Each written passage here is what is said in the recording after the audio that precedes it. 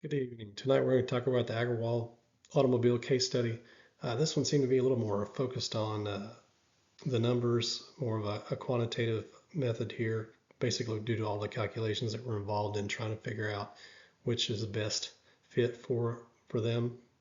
So let's just jump right into the questions that were posed with the case.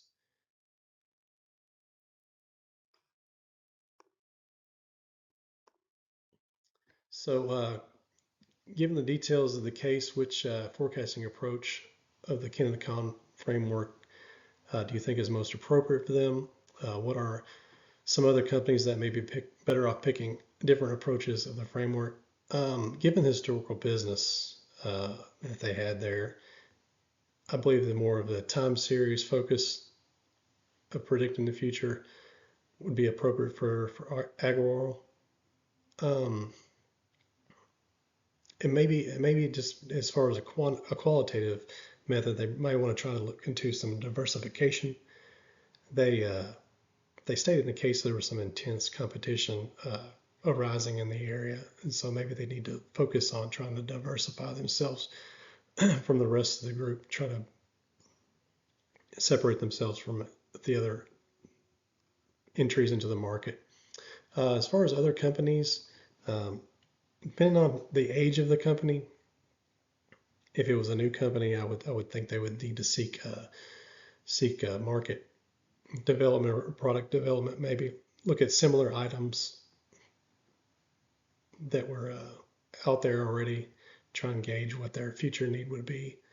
Uh, for the market development piece, the qualitative piece, they would want to do some market research, stuff like that, to see what what the future demand would look like for an existing company. Um, they would like with Amazon or something like that. They would want to just look at the historical numbers and dig through it that way with a time series analysis.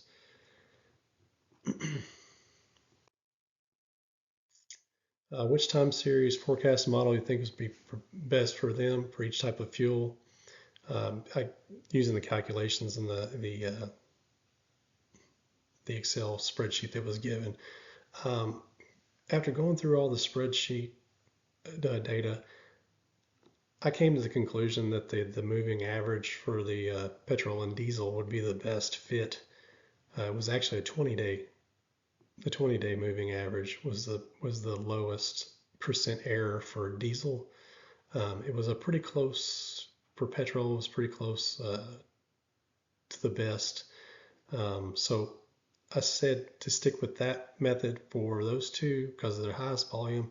And it was stated in the case that this task of analyzing the forecast was given to the son who was right out of college. So I would think you would want to try to overcomplicate it, try to keep it as easy as possible, and still get good data.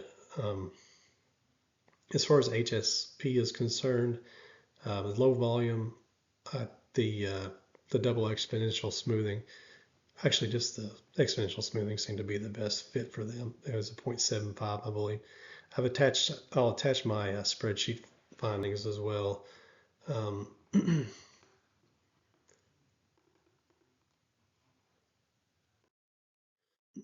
what other factors beyond number forecasting by the selective model should they look at and consider in the future? Uh, Long-term, short-term factors applicable, and which one would you give? Which of these factors would take priority over exact numbers forecasting in the model?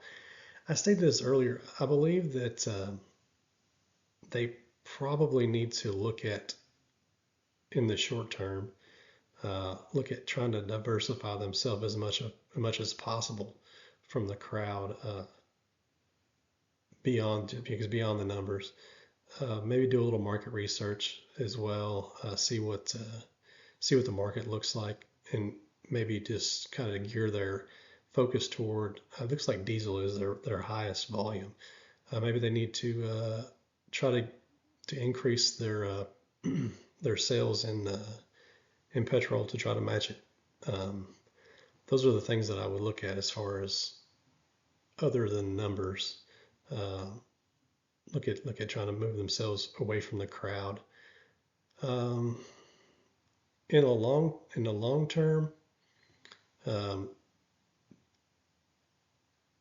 just trying to keep that piece of the market is what I would think that would be the focus of.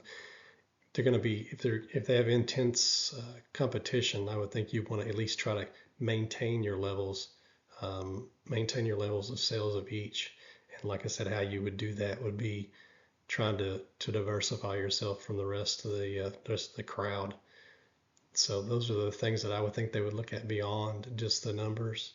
Um, so that's uh, that's my breakdown of the case. I found it pretty interesting, just for the basic fact that there was so much Excel work in there, and I like doing the automation kind of stuff. It was kind of interesting. Um, but that's what I got from it. So thank you, and have a good night.